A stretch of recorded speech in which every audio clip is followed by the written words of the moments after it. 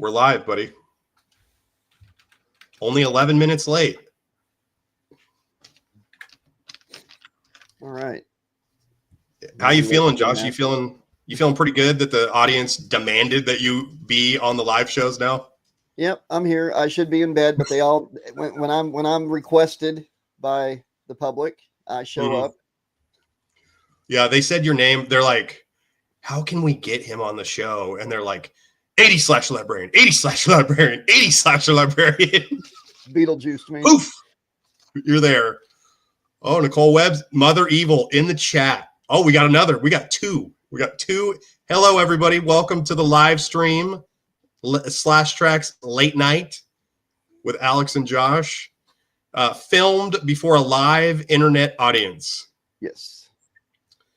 Josh, you got any thoughts, any ideas, any trepidations you have before we go live and get into the kind of the meat of the show tonight?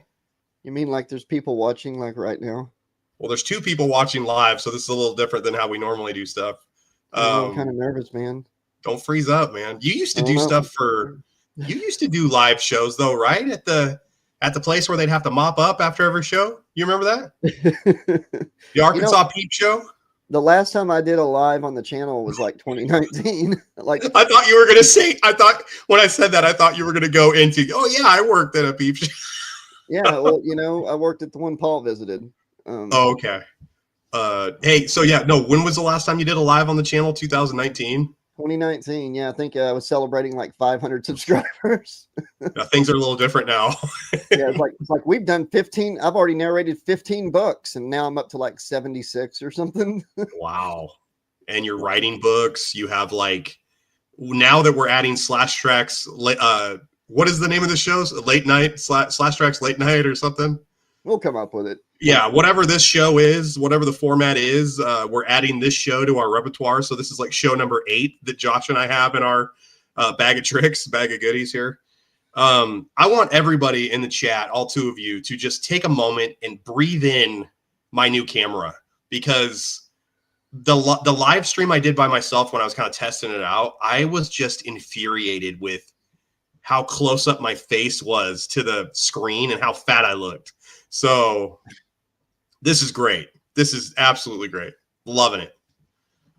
And now that you're done, worshiping him, you can tell me all nice things about me. Go for it, chat. Let's go. Let's see it. Yeah.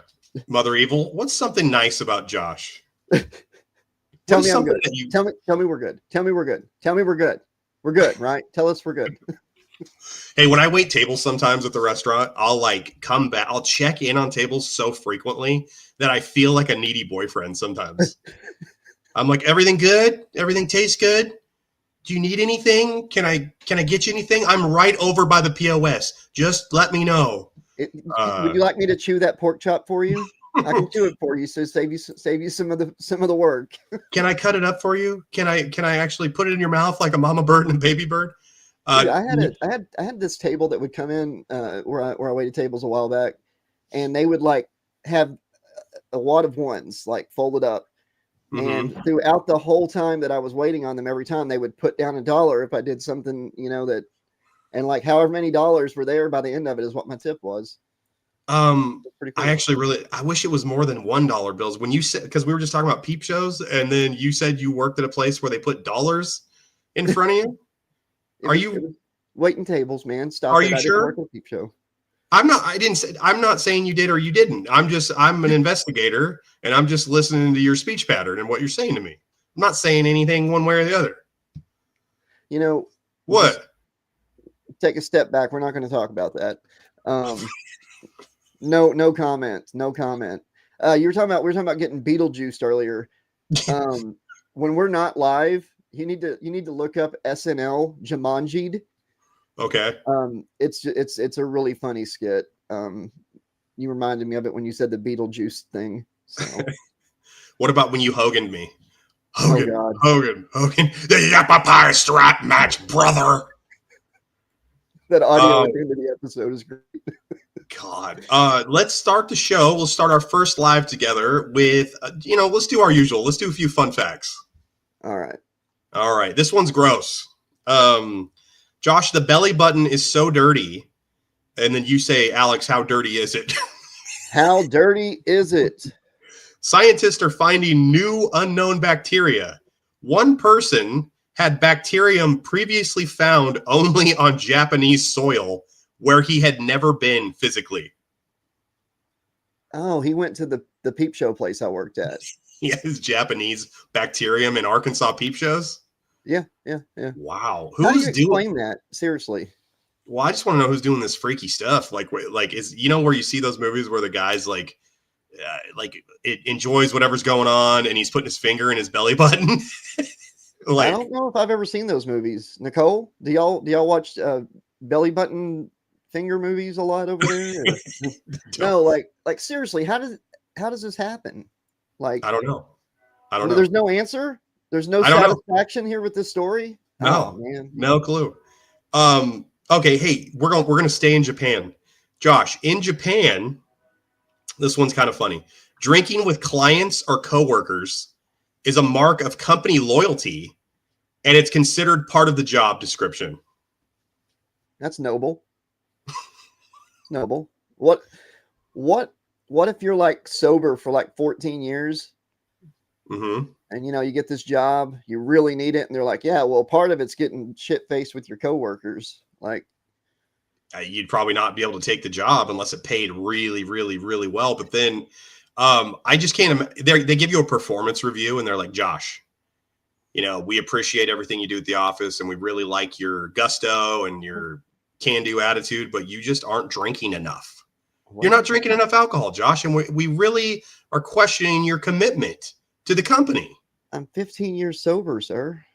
Well, you should have known that when you put your your resume in Indeed. So this is on you. We need you to drink more. It's almost like you're focused on the busy work. We want you to go out and have a good time. And if you're not passed out on a park bench, out front of the building, we know you're not burning the midnight oil with all these guests and clientele and customers. It's rude. Or you get called in. Alex, we need to talk about your drinking. Yeah. It's becoming a real problem.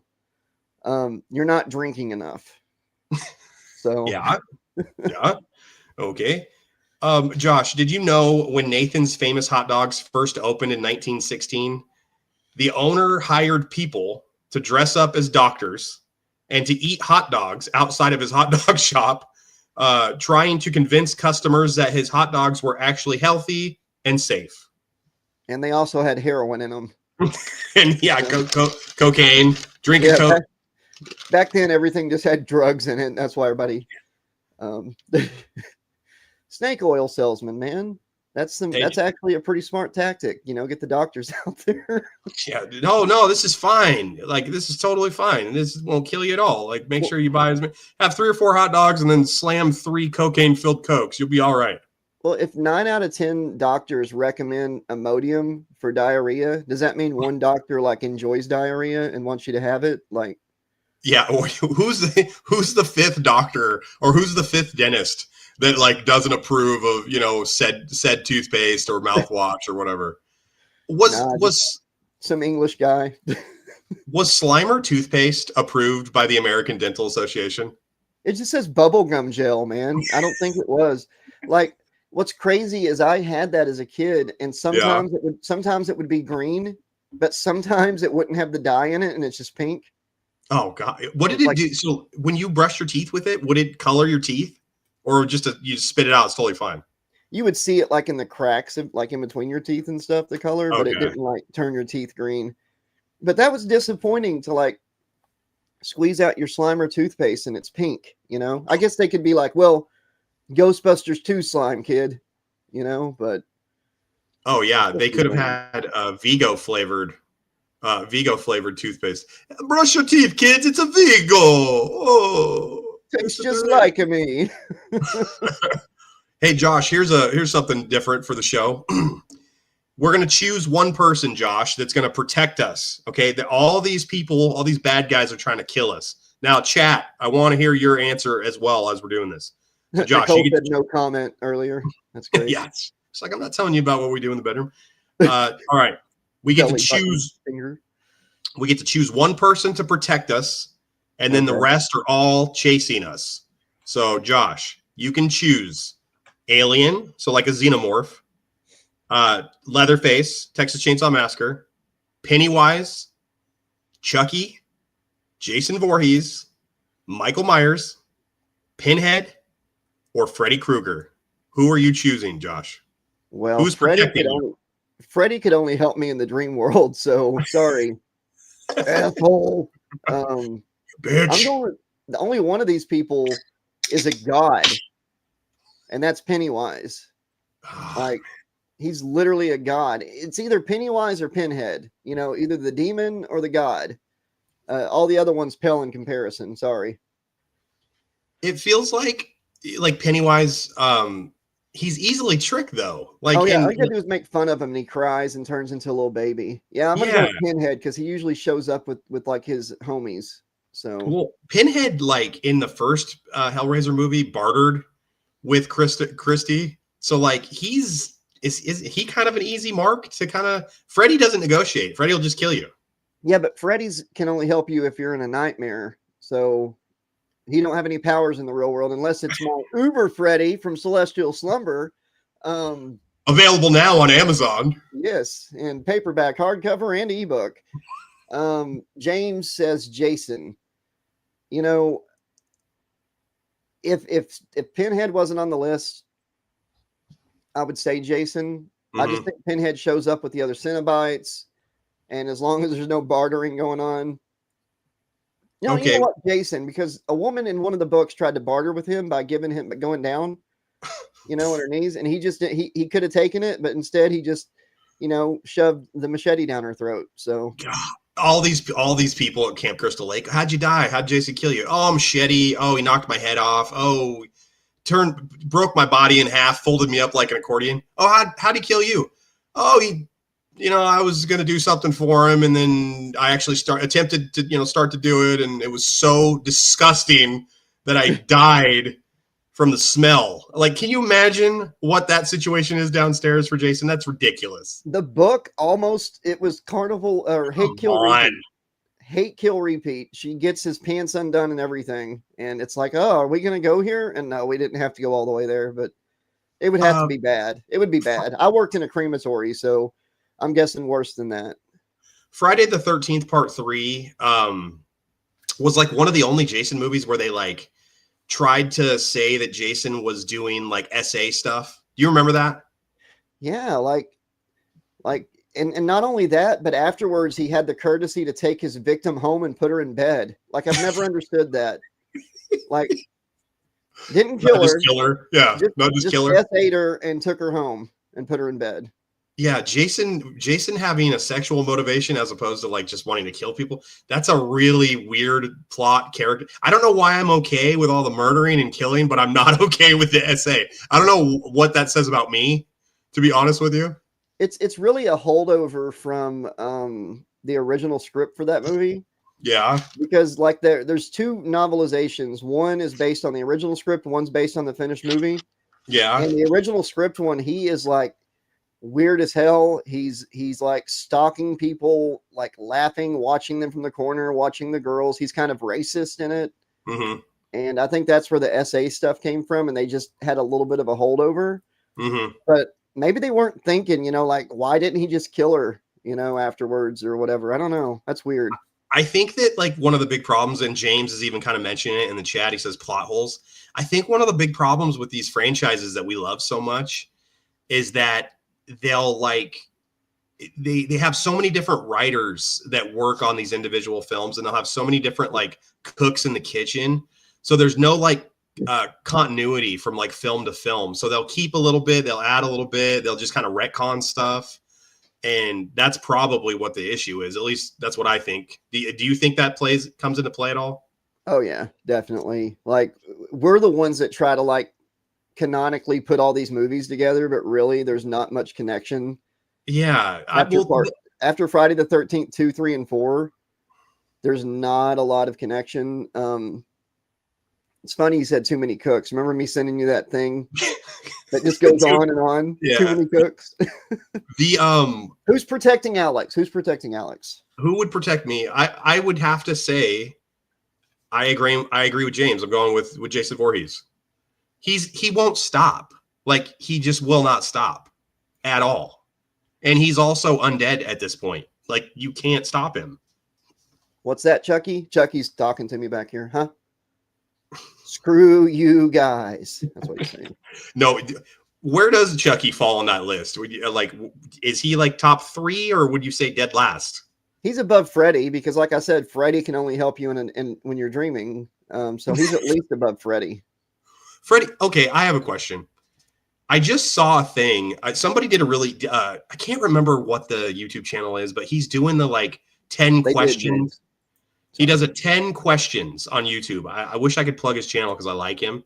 So he's going through like the Friday the 13th movies, the Halloween movies, the Nightmare on Elm Street movies. But he did Nightmare on Elm Street recently. And he was kind of questioning, like, was Nightmare on Elm Street not from Nancy Thompson's point of view? Was it from Marge, her mom's point of view?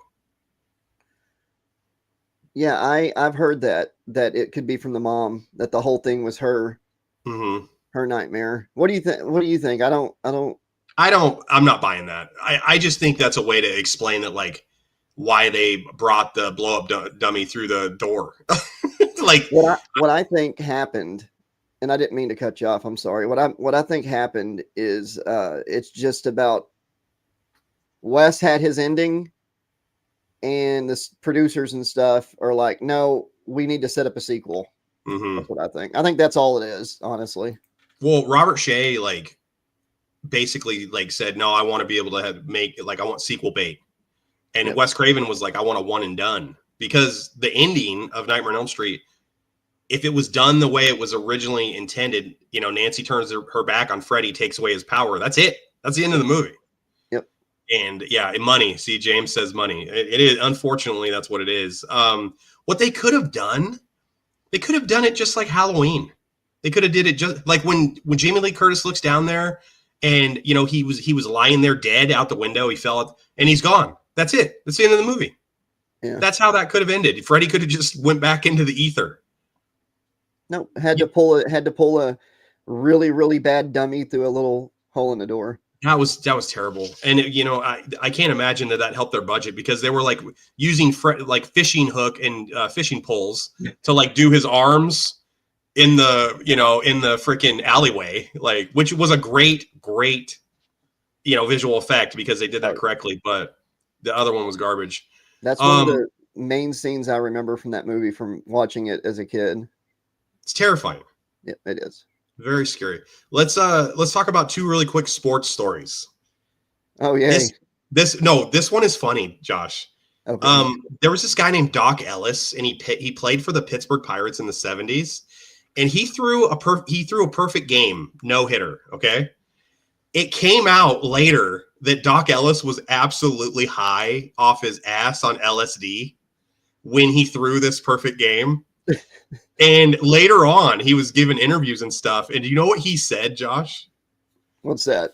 He said that the baseball, was talking to him and telling him which pitches to throw next. It probably was. I have this theory that like LSD opens up our brains to more activity than we have sober. Yeah. Like, and honestly, I'm gonna sound like a crazy person here, but like Alzheimer's, I think that maybe something happens to the brain where they're actually seeing things that are there that we don't see because our brains aren't able to. I had a great uncle whenever I was a kid. I was probably about 8 years old. My dad would go visit him weekly. He had early stage Alzheimer's, and he still lived alone, but like a nurse would come in and check on him, Yeah. And towards the end, there was this barn behind the house, and he kept telling my dad that the people were coming and moving the barn. Okay. Sounds like, a person with dementia, they're seeing things or whatever. Except there was this bush by the barn, and I swear after like 4 trips, it seemed like the bush was a little bit further and a little bit further away from the barn. What? A little bit. As a kid, I noticed that stuff. I heard it, so I would like pay attention. Don't know what that means. Might be nothing, but ever since then, I thought maybe they see things that we don't. So. Do you know what you should have did? You should have did whenever I had alcohol, like a bottle of alcohol in my freezer trick when my dad would be visiting, I'd leave a little tick, like a little, notch on the bottle that he couldn't see. And then I would just kind of monitor that notch and see how much he drank, in between the time that I had left somewhere and he had access, to the bottle. But that didn't work anymore, Josh, because he caught on to me. And do you know what he did? Do you know what he ended up doing? Like wiping it off and putting a different tick on it? He didn't wipe it off. But what he did do is he started replacing the vodka with water in the bottle. And then a week later, I go to get some vodka and the bottle's completely frozen. And I said, Dad, you've been drinking the vodka. And he's like, no, I haven't. Prove it. I'm like, Dad, alcohol doesn't freeze. You filled the whole bottle with water. He's 17 years old or something. He's sneaking into his son's liquor cabinet. My dad has always done the opposite of what he's supposed to do. Was it Fleischmann's? I think it might have been Smirnoff's. If it was Fleischmann's, he probably could have paid for that himself. Yeah. Yeah, well, Smirnoff stole it. I was afraid that I was 8 years old. So I told my dad about it and he's like, oh, stop it. But I didn't go out there and put markers or anything because I was terrified that there was invisible people out there moving a barn, Alex. That is terrifying. I do remember when I was a little kid, I would make up backstories in my head about things or people, and I would come up with elaborate reasoning behind things, and that you're almost building your own kind of world around your own thoughts and make believe when you're a kid. I think we lack that as adults.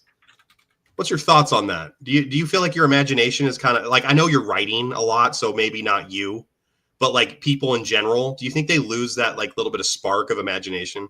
I do. I used to when I played with Power Ranger toys and stuff, I would have plots, beginnings of the story, middles, 2-parters, 3-parters. It's dinner time, to be continued, then come back and part 2 would start.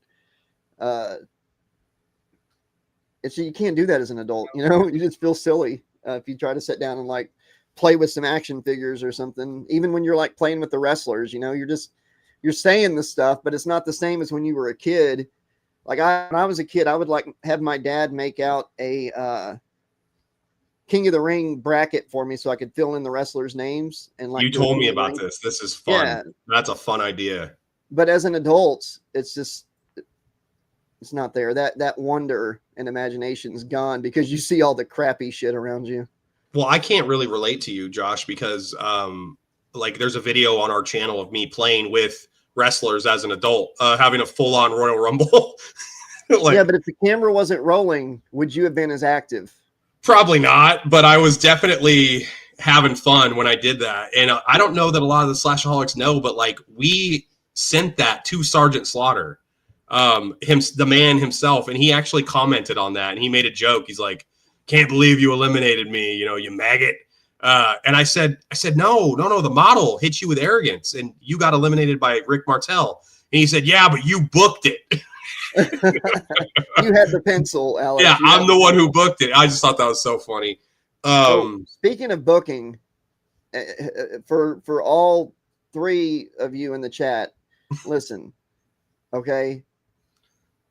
Find Bulk, Paul Schreier, on social media and tell him that Alex and Josh want to bring him on the show to do a discussion. Bulk from Power Rangers. We got to make it happen.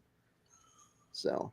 Hey, by the way, all the people in the chat, if you guys leave a super chat for as low as $1.99 or maybe even 99 cents, I'm not sure what it is, and you tell us, or we see that you did it, or you tell us you did it or whatever, you get to choose what topic we talk about next. So if you guys leave a super chat or super thanks or whatever tonight, be the first ever to leave one, you can pick the topic that we'll talk about, and we'll talk about it for a minimum of 5 minutes. All right, everybody, don't do it all at once. Super chats right down below. I mean, yeah, super chats. $2, $2,000, $10,000.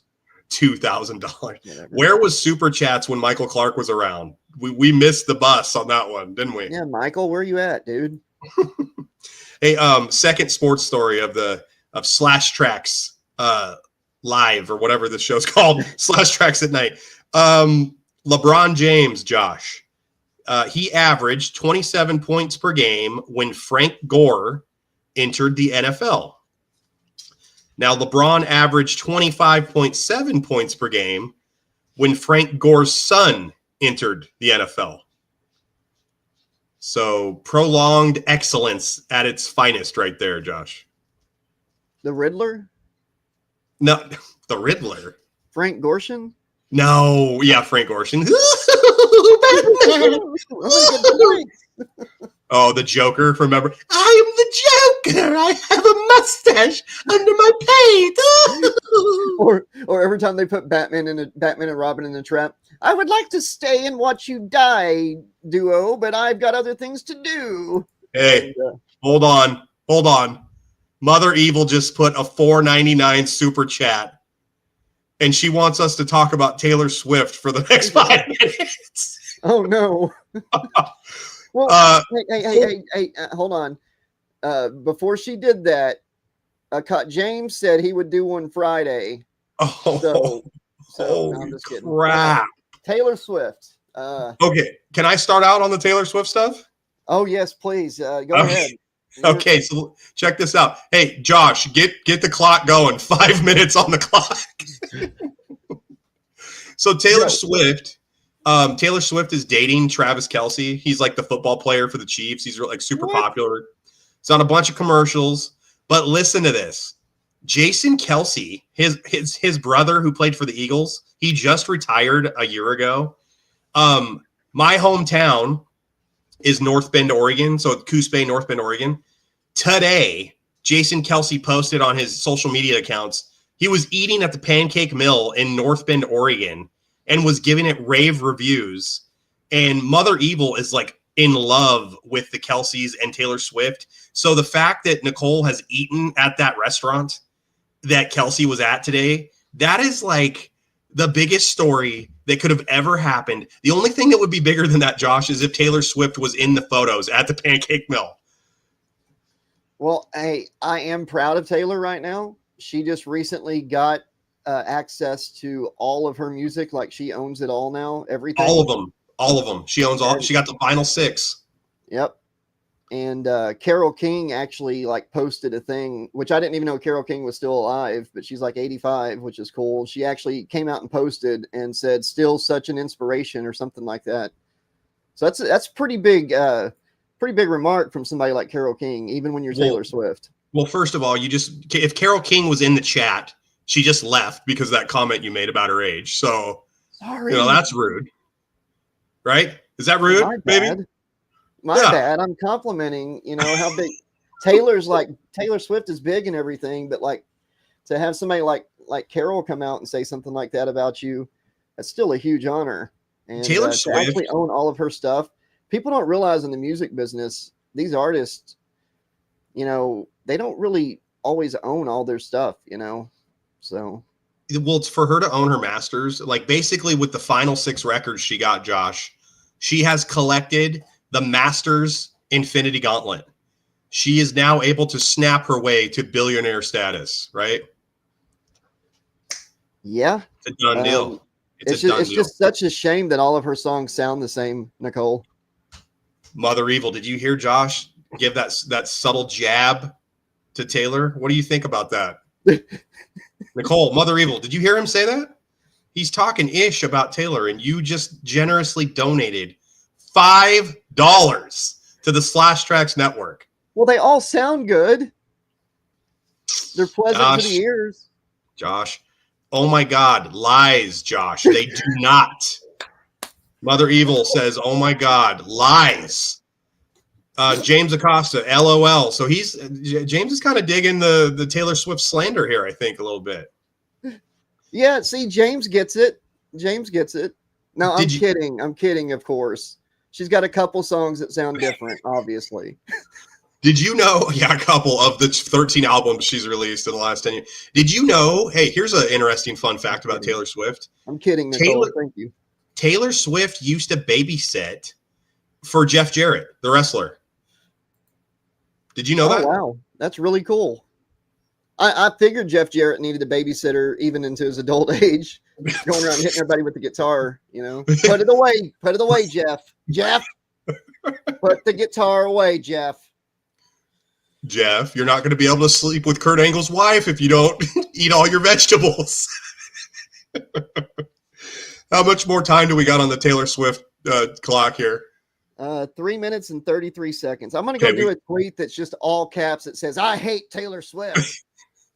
Hey, what about the Taylor Swift story we did when we were on the Trax News, and we released that episode, and it literally got like 7,000 views in the first like 30 minutes of being released? Just hashtagging her in the title. Oh, it had to have had something to do with her name being in the title, because it was like, you text me, it's like 5:30 in the morning. You're like, hey, good news. We've got like 6,000 views. I was like, holy crap. Like, incredible. Yeah, crazy. Taylor Swift, that's 5 minutes. Oh, hey, Slashaholics. I know you guys are super stoked that we talked about Swiftie for 5 minutes. Tune into the next Trax live for Josh and I's next riveting discussion about Swiftie. Well, hey, if James is promising a super chat Friday, does that get him at least 2.5 minutes? We'll give James a good 2 right now. 2 minutes. Okay. 2 minutes. Whatever he wants to talk about. What's the topic, bud? And it better not be Jason Voorhees' manhood. Oh, we could talk hours about that. Flawless victory. Jason's Alex is getting so mad at me. It's funny. James Acosta. Where you at, dog? What are we talking about? All right. While we wait for James, let's get into a wrestling story. All right, let's do it. Oh, Mac says we are never, ever discussing Taylor Swift ever together again. Because we are never, ever, ever talking about Taylor Swift ever. All right, Josh. Vince Russo, the man who says he is the inspiration for the Attitude Era. He is a genius, according to Vince Russo.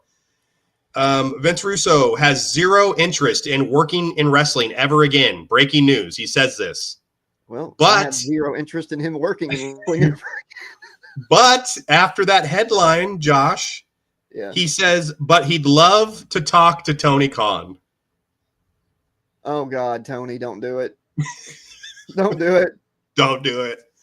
Run far and fast. Why would Vince Russo say, yo, bro, I don't ever want to be involved in wrestling again, bro, but I really want to talk to that bro, Tony Khan, bro. It's a Chris Jericho's shit. I had something there about his weight and I lost it. Chris Jericho's beer belly on a forklift match. Chris Jericho versus a colostomy bag, bro. Chris Jericho, 1997.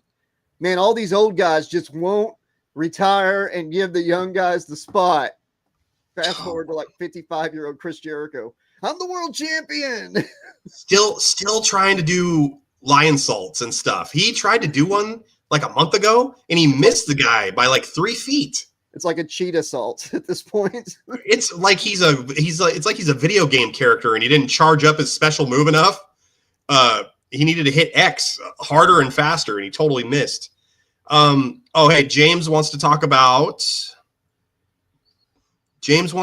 Schoolyard fights. Oh, Mac is a fan of one of my favorite manager of all time.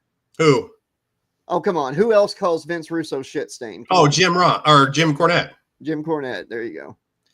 I think that Vince Russo like single-handedly killed WCW. I mean, I know the merger didn't help, but the finger poke. I'm telling you, like dumping blood on Kevin Nash and missing by like 5 feet. And then just the crap he pulled on Hogan and Jarrett at the Bash at the Beach. And then he just did a lot of really weird stuff. Like him and Bischoff couldn't like agree on anything in any of the creative meetings. That was a mess. Okay. That was a mess. Even in the end, because you're looking at a guy who wrote the WCW wrestling news for the school paper, not the WWF. Another guy did that. I was there to the end, and I defended it all up until Scott Steiner took a baseball bat to a bunch of plastic ducks and said, "I hate ducks." He's fat. That was the end for, or when Animal showed up as the secret wrestler at the end of the show. They were still their highest rated show on Monday nights on TNT, one of TNT's highest rated shows. They were getting better ratings in the end than WWE's getting in the past, like 15 years, 10 years. WWE, I'm glad you brought that up. WWE had got bought by TKO, right? And everybody was excited because Vince wasn't going to be involved in the product anymore. They're making so much money right now. They don't even do live shows anymore. So they don't do anything besides, they call them premium live events. They're not even called pay-per-views anymore because they give them away if you have Peacock or whatever. What? They don't do like house shows anymore? They don't do any house shows anymore. How do they get their like other content for like the smaller TV shows? I don't think they even do smaller TV shows really anymore. I think it's all like Saturday Night's Main Event, Raw, and SmackDown, and they film for they just have cameras there for the event, for that event. Wow, I'm just glad there's so much content from like the 80s and 90s that there's no way to ever watch it all. Well, some of the fun stuff that they had at live shows were like you'd have weird matchups that you'd never normally see, weird tag teams you'd never normally see. You'd see finishes that you'd never see on TV. Just really interesting, fun stuff. A lot of creative freedom in those live shows that you definitely won't get to see anymore. But TKO, though, I was going to say, they charge so much money for their events now. It's like there was a ticket package for SummerSlam that I think is for sale for like $40,000. Jesus. Would you ever pay $40,000 for any form of entertainment? I mean, ever? Dude, I could get by the rest of my life on $40,000. What you talking about? No. I mean, $40,000 if you didn't have any debt and you like invested correctly and like maybe worked a very part-time job, you could get by. Buy you a little RV, live out in the country, have a garden and stuff. You could do it. Get off the grid for sure. Oh yeah, for sure. Go ahead. No, I didn't mean to interrupt you.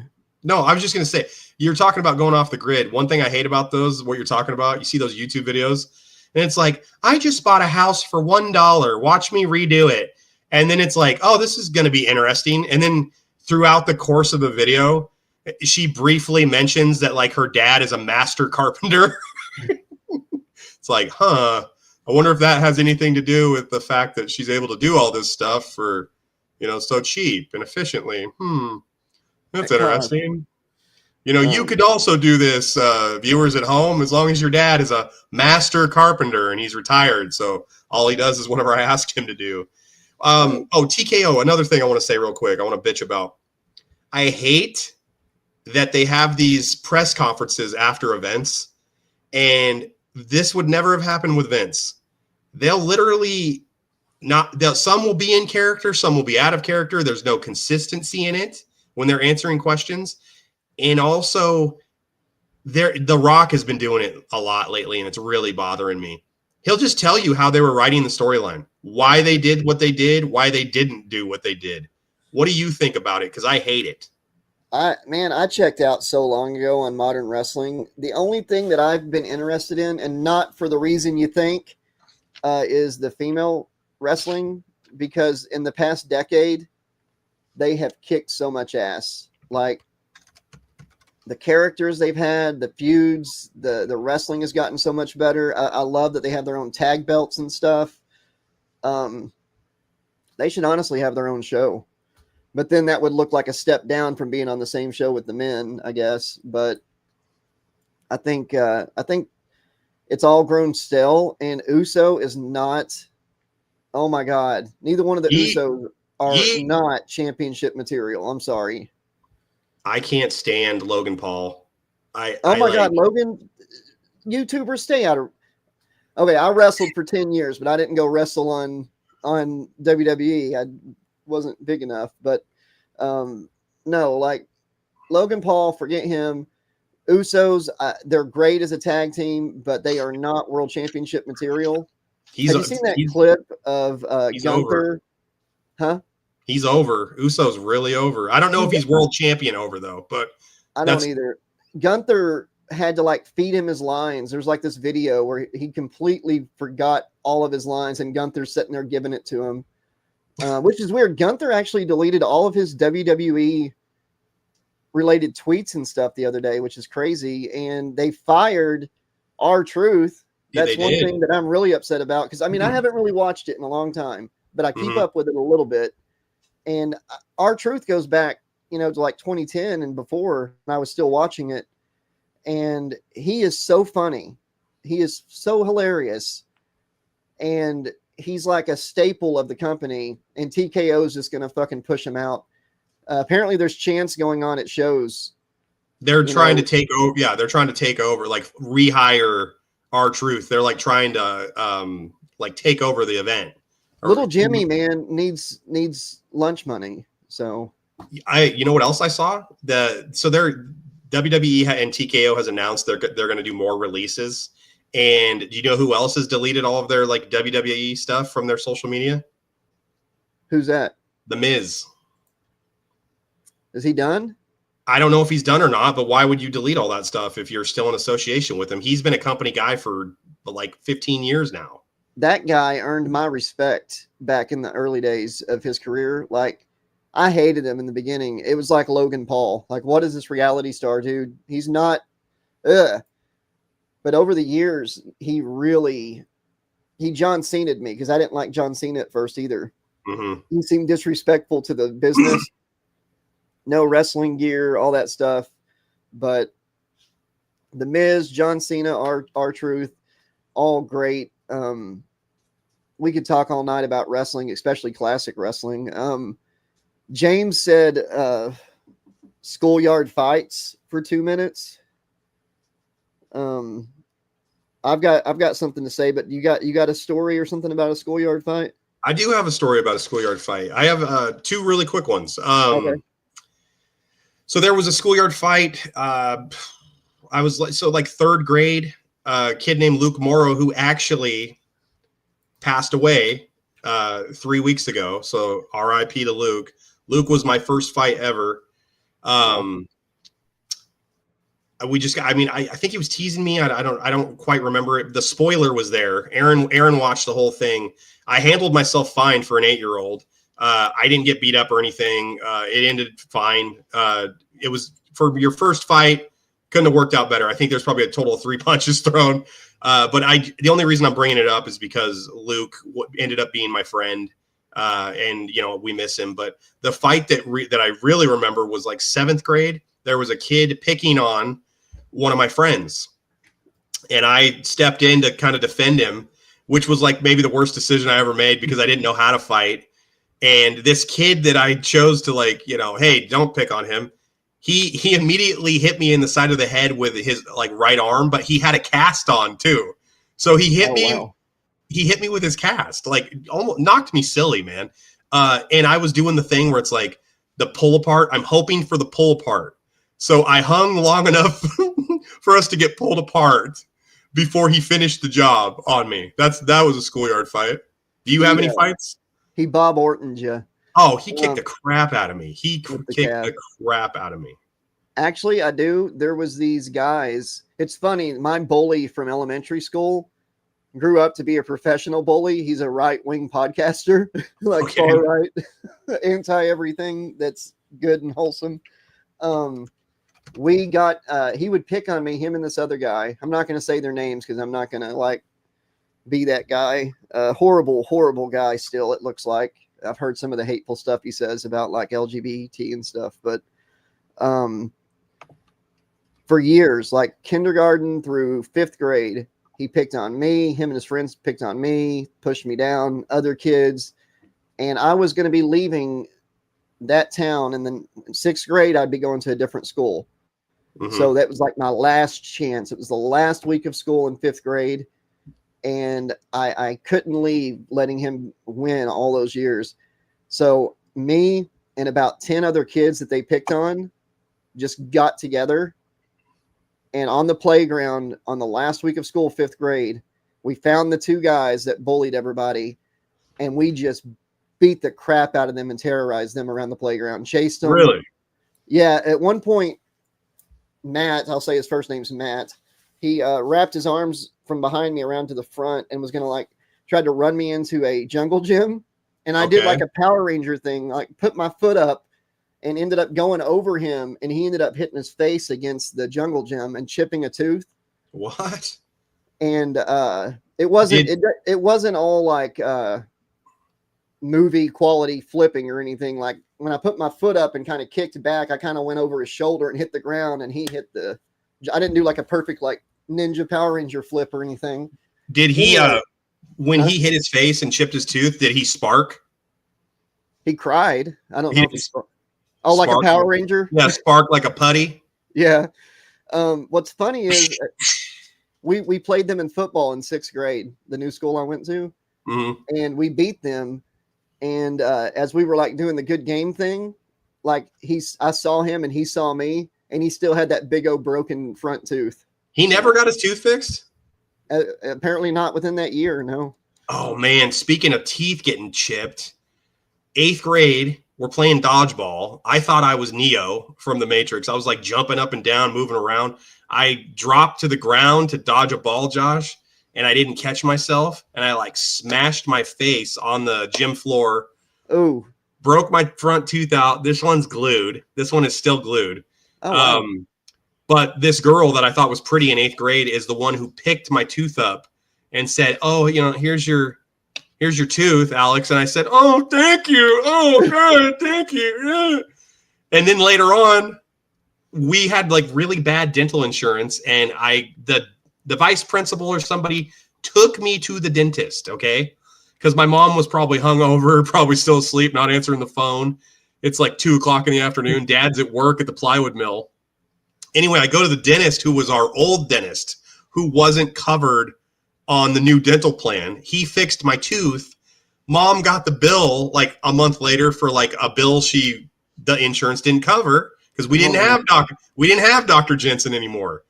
She lost her mind. She was so mad at me, but she was hungover, asleep. She should have answered the phone. Oh, it's her own damn fault. Rashad Moore says hello. Who does? Rashad Moore. Oh, hey. I had a thought there. What was it? Talking about teeth and it's my kindergarten year. I'll never forget this. On the playground, like the 2nd week of kindergarten, I got pushed down by a bunch. We were all playing like in a group, and I fell down, and somebody stepped on my forehead with cleats on. And the last like month of school, it happened in the damn classroom. I tripped and fell, and somebody stepped on me with cleats. And even as like a 5-year-old in kindergarten, I was like, why the hell are people wearing cleats all the time? Who the hell is wearing cleats inside? First of all, you're going to break your ass. Twice in 1 year. Like I had that like bunch of little knob marks in my forehead from getting stepped on with cleats. Who the hell is wearing their cleats anywhere besides the grass? Hey, Josh, I want to ask you a question. It's a who would win. And Mother Evil actually told me not to ask you this because she didn't want me to like insult you, but it's not an insult. This is funny. Who would win, Josh? The 80s slasher librarian versus 25-year-olds.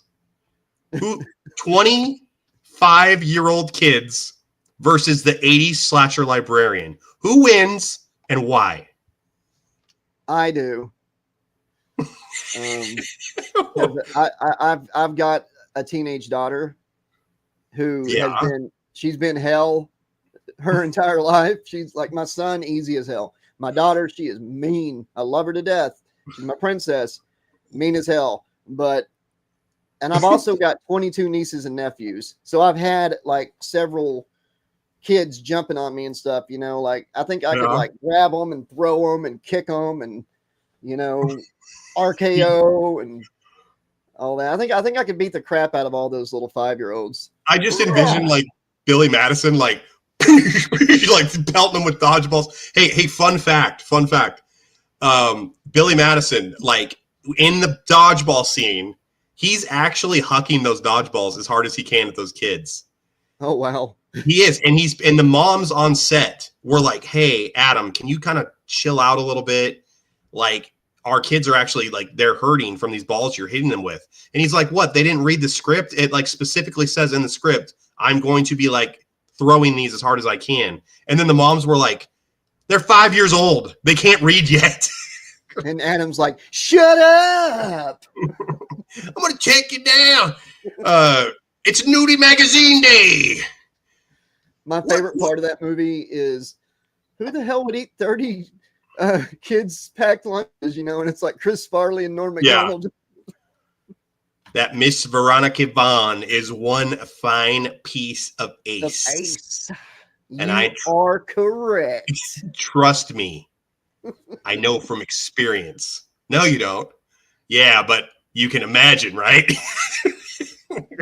No. And he's like, no, well, I mean, it'd be great though, right? You know what I mean? Josh, let's get into the second wrestling story. And this one's kind of sad. This one is weird, and I'm going to have to read it to you. It was too much to write.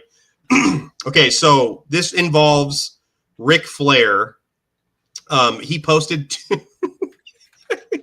I saw your face go like, oh God, Ric Flair. So I was reading a comment from Rashad. I was replying, but Ric Flair. Oh my God, I know where you're going with this. JR. Yeah. So Jim Ross recently just underwent like cancer treatment, like because he announced he has cancer. Ric Flair responded to like, stop making everything about you. You're always trying to like have the limelight or something, which is super weird. And then Flair, yeah, and then Chris Farley. Yeah, Chris Farley came down.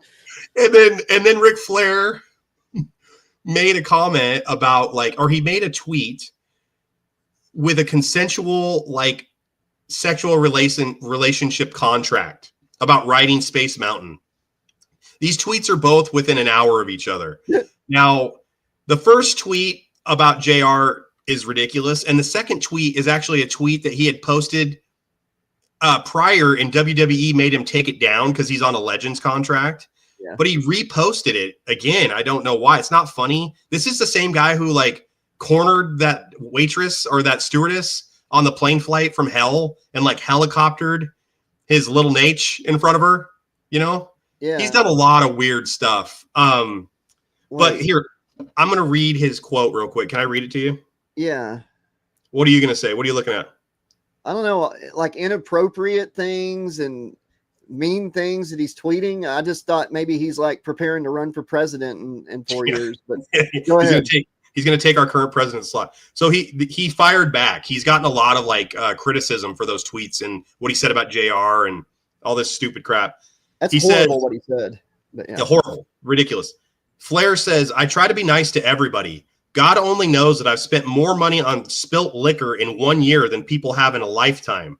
I tried being nice, and this is my last message to everyone.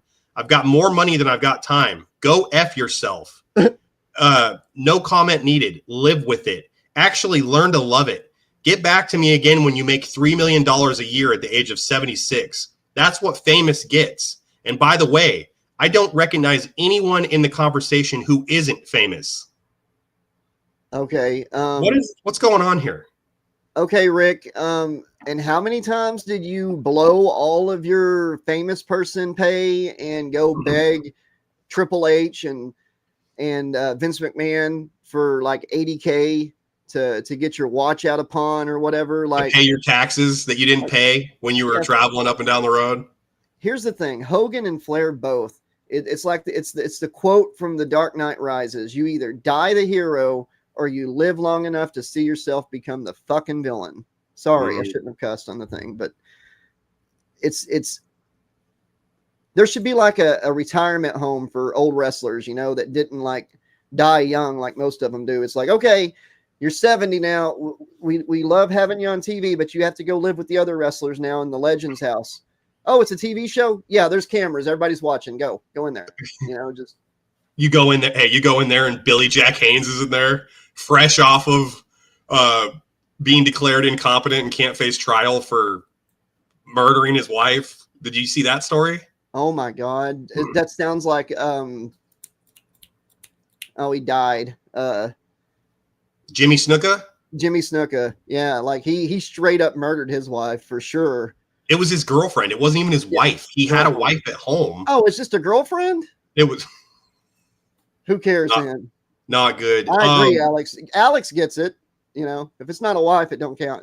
Yeah, it's no big deal. Like, no problem. Side chicks, no problem. But if it's your wife, it's a problem.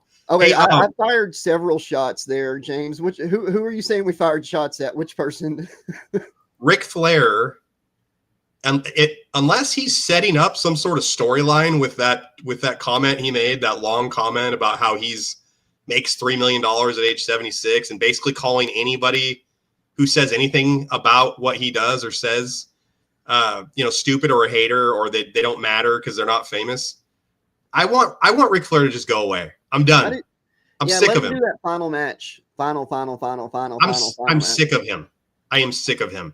And Hogan, right? Like, they both need to just go away. Like, at least it's like, okay, finally Hogan quit making headlines, and now Flair's gonna pop in, and say, "Hold my beer." Yeah, JR, I don't care that he's got cancer. Like, he's just full of himself. It's ridiculous. Last wrestling story. WrestleMania is going back to Las Vegas next year. So they were just in Las Vegas. They had record sales, record profits. They were originally supposed to go to New Orleans.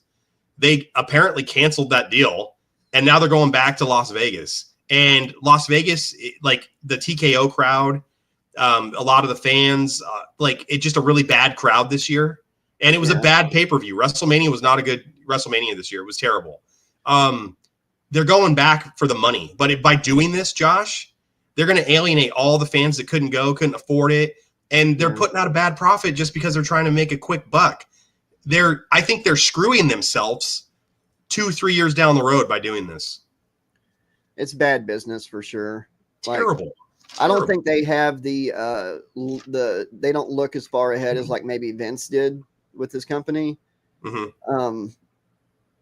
God, I don't want to like go off topic for a second, but it seems like this might be the only chance for me to interject this. Talk about whatever you want. Somebody live streaming a video game the other night, and they switched. It was like Dead by Daylight.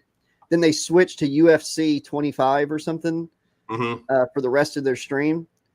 And I don't watch UFC. Like, I'm not putting down anybody that does. But all I know is he went into like online play where you fight other people that are playing, and he selected his guy. One, I can't remember the name. And then the guy he was going against was a different name, like real fighters. But when they got in the ring and the match started, they both had like the same haircut, same facial hair, both white. Their trunks were almost identical. They both had tattoos that were just slightly different. Okay. And I was like, how the hell do I tell the difference between these guys? Is this like all UFC is? And like his next fight, same thing, but a different guy. Like 3 people in a row. Like, I don't watch UFC. Do they all look the same? Like, I don't watch UFC either. Okay. Yeah. I was like, how do you? Is this a video game? Is this a video game you're talking about, or an actual fight, like a real fight? A video game, like with real fighters in it. Oh, well, dude, you might as well be describing WWE wrestlers though. Like, they're, for the most part, they have their own name, their actual names now, and they don't have like characters, and they wear like normal colored trunks. I mean, there's a lot of people who are like peacocks, like they used to be, and they stand out. But for the most diversity, they don't have the same haircuts and the same ethnicity, and like I could not tell the difference between the two of them, other than their tattoos were slightly different. Listen. You have to be a very special, dedicated person to fight MMA, but I don't think their strong suit is like standing out, with their gear and stuff. How about that?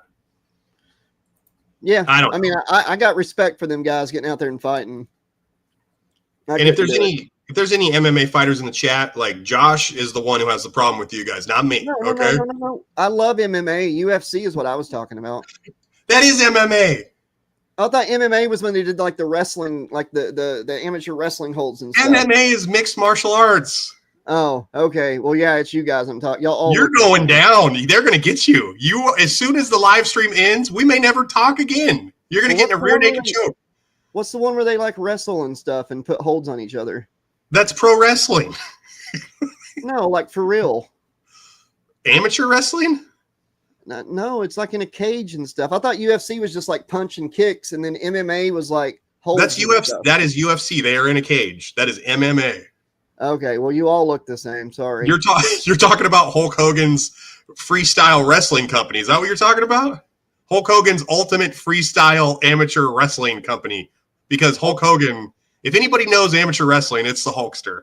I was trying to be funny, and I wasn't funny. We can move on now. I screwed it up. Poop emoji. Hey, Rashad Moore. I've trained MMA. See, look right there, Rashad.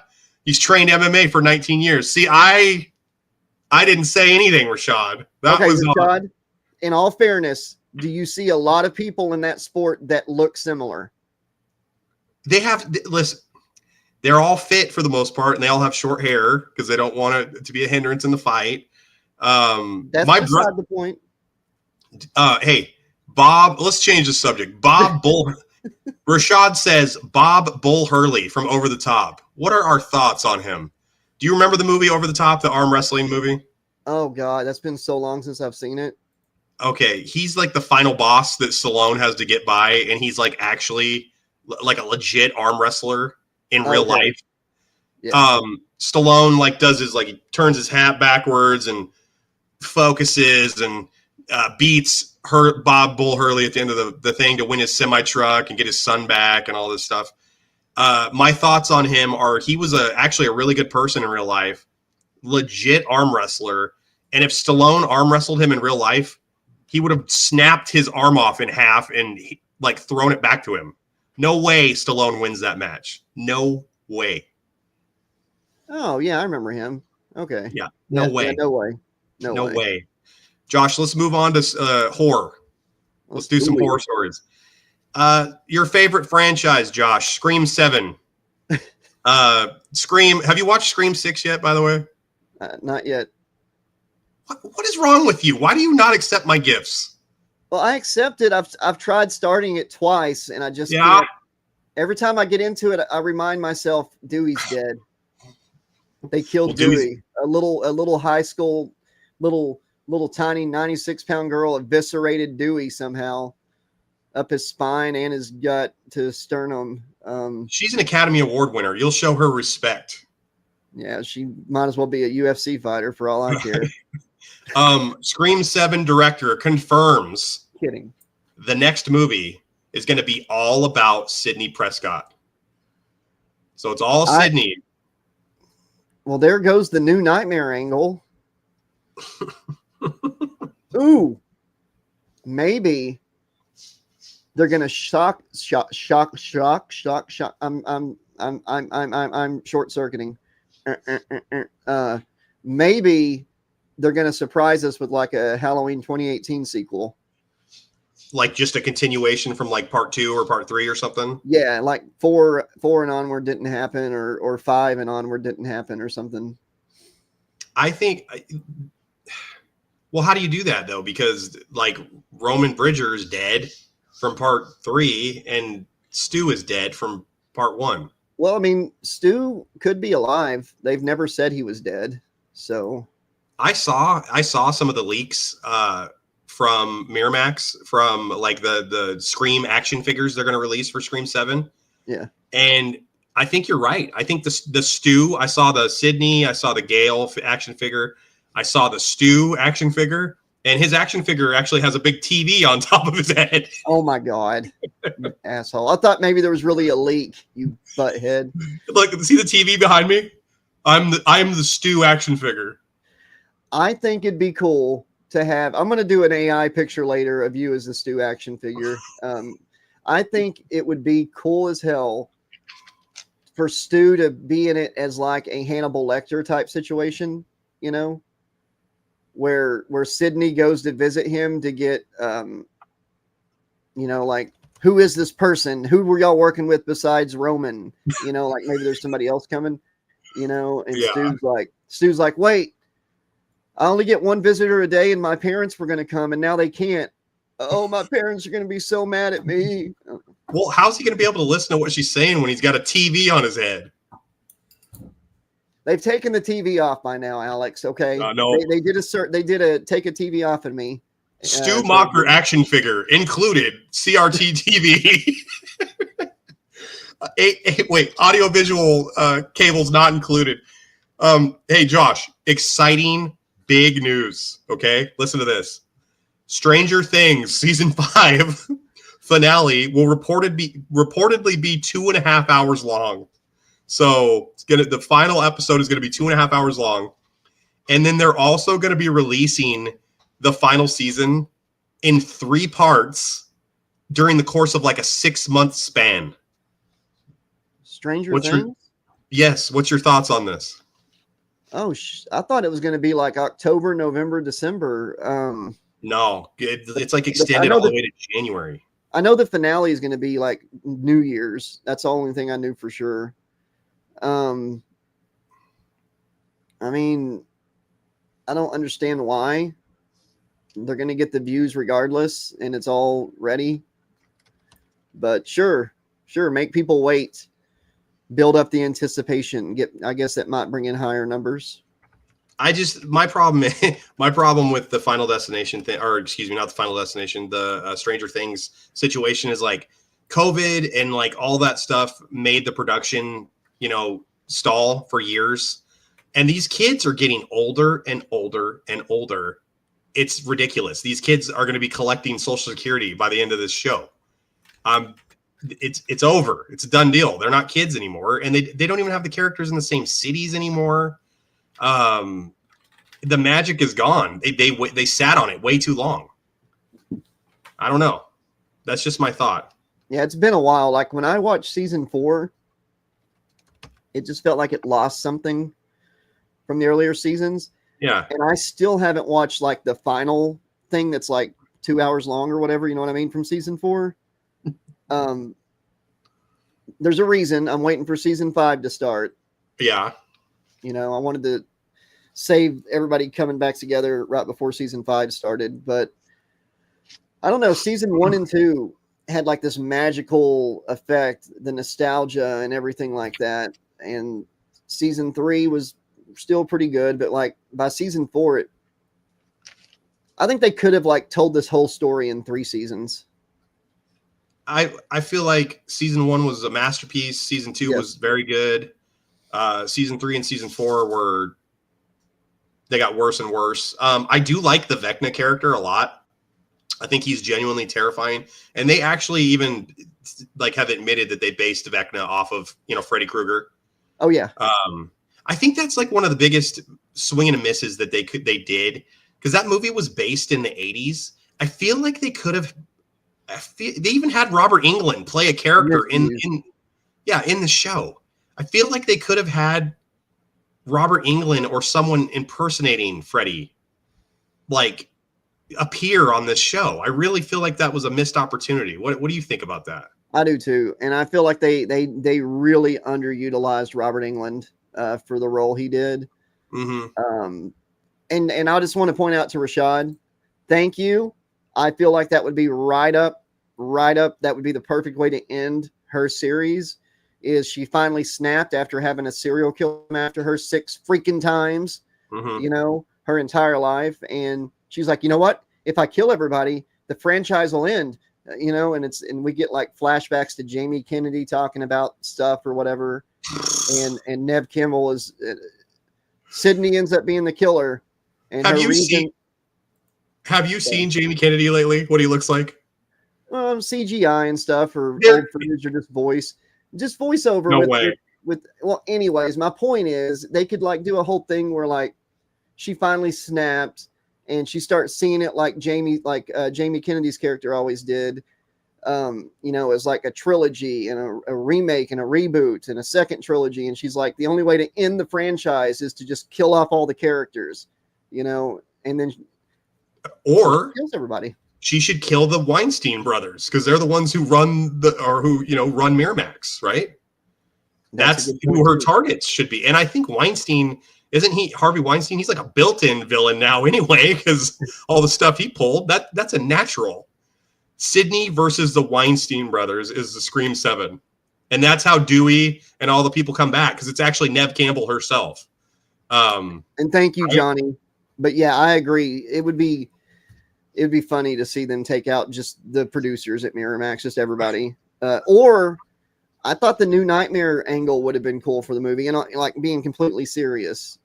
That would have been a neat way to do part 7. Like the actors from the movie start getting taken out by a real life killer. And that would explain how all these people are coming back. Well, that makes too much sense. You can't do that. That actually makes sense. And I like that idea. So therefore they won't do that idea. I don't like the AI voice thing, bringing back Dewey and Stu just as a voice. Mm-hmm. If that's what they do, they're going to disappoint a huge part of their audience. I probably won't even see it in theaters if that's the route they're going. And you know what? If that's the route they go, and I won't even send you the digital copy, so you can't watch it for 3 years. You just sit on it like a chicken waiting for an egg to hatch. I've been waiting for your Scream 6 viewing to hatch for at least 3 years now, Josh, and you're still just sitting on that nest. Just not letting Scream 6 hatch. Hey, Josh, yeah. Would you rather only be able to whisper or only be able to shout? Whisper. Why? God, that would just be, you'd have a sore throat all the time, shouting all the time. Speak up, Josh. Speak up. Well, what if one of those like quiet place situations happen and all you can do is yell? I want to be prepped and ready to go, ready to rock. Everybody and roll. Be quiet. It's coming. I think I would do whisper too, because at the very least, if we still wanted to do YouTube, we could do ASMR stuff. Yeah. Like I think I think whispering's the way to go. Plus, you don't want everybody to know your business if you can't control your voice volume, like Anchorman. We're like Gilbert Gottfried on the channel going forward. Yeah. No. And in sports news. No way. Here's a fun one. We're gonna do 2 would you rathers. Okay. Would you rather be extremely gassy on a first date, Josh, or not be able to stop oversharing embarrassing things about yourself on a first date? Probably not stop sharing embarrassing things, because it don't matter what. If you're on a first date, there's always that thing where like you either have to like step aside before the date's over to go release the valve, Yeah. Or when you get home and it's just like 30 seconds straight of just getting rid of all that gas you held in. So that's going to happen regardless. So I guess I would just overshare like I just did. Yeah, the gas thing, that's a problem. That is a problem, because it's like you're not getting a second date. Like she's going to immediately go home and talk to all of her girlfriends and be like, yeah, Josh was just shitting his britches the entire meal over there, burping, couldn't get a word in edgewise. All he did was burp and do that weird and then when he wasn't doing that, he was just blowing up the table with his farts. Like, I can't see this guy again. I can't go on another date with this guy. It's disgusting. Has anybody else ever had that issue though? After a date, you held it all in and you just have to unload when you're by yourself, and just it's like nonstop. Just blow a hole in your britches. You've been holding it the entire day. Like you held it all night at the movie and stuff. You get home or have to run to the bathroom. Let's finish up our first live stream with a couple headlines. Josh, how do you feel about that?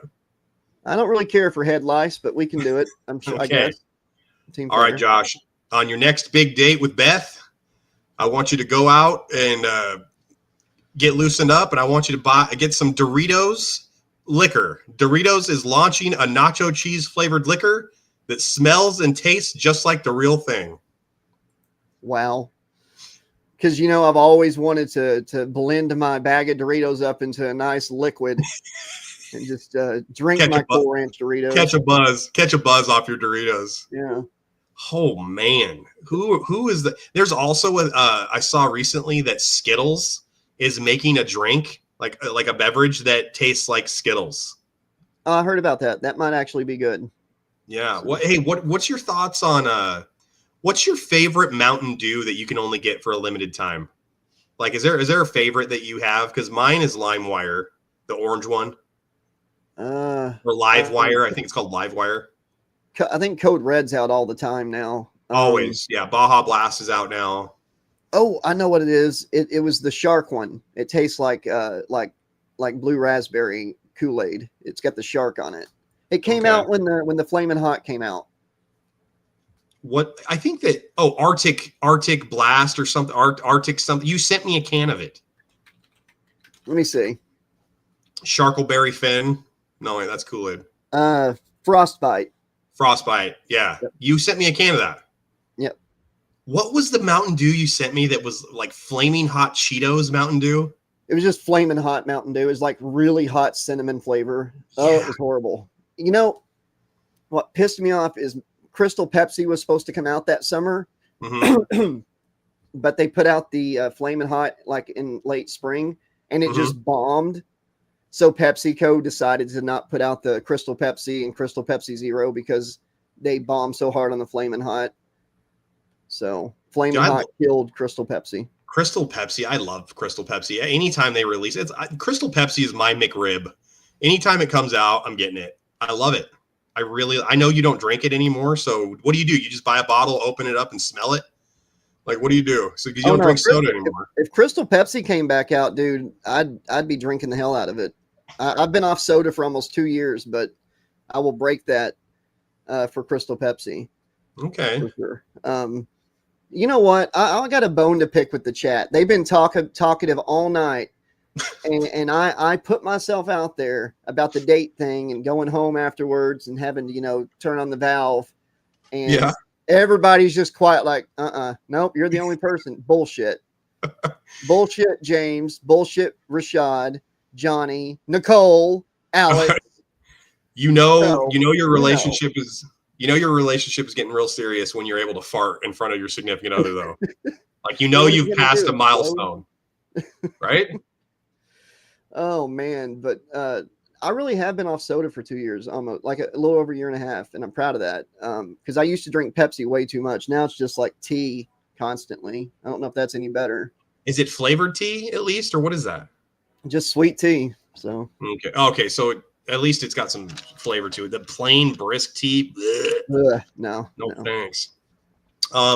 Last headline, last story of our very first live together, Josh. Here we go. James Acosta. I've been in a lot of situations where I've had to hold it. Yeah, holding farts, James. This is a fun fact. If you hold your farts in too long, your body will eventually release it through like your breathing. It'll expel the gas like through your breath. So yeah, it's not good. It's not good. You will actually have fart breath if you hold it in too long. Really long time. Yeah, really not good.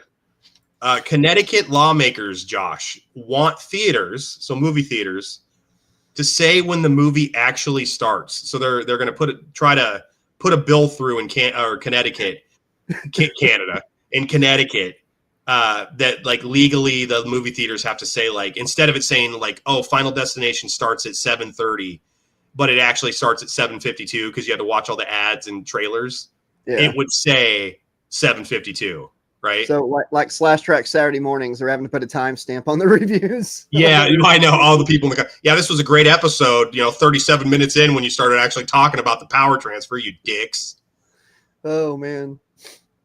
What do you think? Do you think that's a good idea for them to put let them know legally when the movie starts? Because that is annoying. It is. I like that idea. I really do. Yeah. And for all you people that watched this after the live was over, you got to be here next time. Okay. The fun is being here.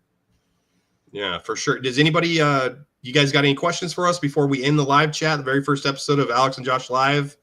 I had a lot of fun tonight, Josh. This was good. Just kind of relaxing. Oh, it was. I had a lot of fun. It was a lot of laughs, especially whenever I stopped cutting you off every 5 seconds. It's live, dude. It doesn't matter. Who cares? Oh, James is right. We got to go to our first sponsor for the night, right? Oh, wait. Sorry. Dorito flavored vodka brought to you by The Spoiler and his father, Jim Vanover. Quarantine, a Friday the 13th novella, and Celestial Slumber. And also super chats and super thanks. Yes, thank you, Nicole, for the super chat. $4.99. That is excellent. We made $2.50 a piece tonight for our hard work, buddy. Yeah. And, well, after YouTube gets their cut, $1.79 a piece, but still. Dude, our first super chat was $1.99, and we ended up getting 80 cents. 80 cents of $1.99. That's like 60 to 70%. That's what. Hey, what movie was that? Napoleon Dynamite, where he like has to like work with all those chickens, and he's counting up his change. He's like, "Forgot my checkbook. Hope you don't mind a paying change." And then he's like counting his money, and he's like, "That's like $1 an hour." When you said the checkbook thing, you sounded like the guy from Pet Sematary. Like, you don't want to bury him over there. The soul of a man's heart is stony. Don't go over there, Alex. Josh, I was listening to one of our previous episodes like a week ago. And do you remember that joke where I was like, I can't move them? I put that in Celestial Slumber. I know. I recorded it for you. It was like, what, some DVDs? I told ya, I can't move them. I laughed so hard, like at my own joke, like a freaking chump. Limp Bizkit, like a chump, hey, like a chump, hey. Should I be feeling bad? That's it, dude. Josh, in the live stream, dude. This is the end. Thanks to everybody, all 5-6 of you that came and said hello. We appreciate each and every one of you. Don't watch that live stream. Don't bury him over there. Thank you all so much. Be excellent to each other. And I'm the guest. He should be ending it, right? Like, just stay sane inside insanity out there, folks. It's crazy. Say goodnight, Alex. Good night. Mahalo, dogs. And guess what, guys? Tomorrow, so this is going to be available, like, as soon as we are done, it's going to upload to YouTube. So if you guys missed it, you can rewatch the whole thing. It won't be live. So you can have fun with us when Josh and I are nestled away in our little slasher beds. And tomorrow, Josh and I are pulling double duty. We are going to be recording and filming a brand new episode of Slash Trax News at 11 o'clock tomorrow morning. And that'll be available on the channel early Saturday morning. Don't bury James in the pet cemetery, Alex. Mahalo, dogs. That's it, dude. Yeah. Good night, everybody. I'm ending the stream. See you later, guys.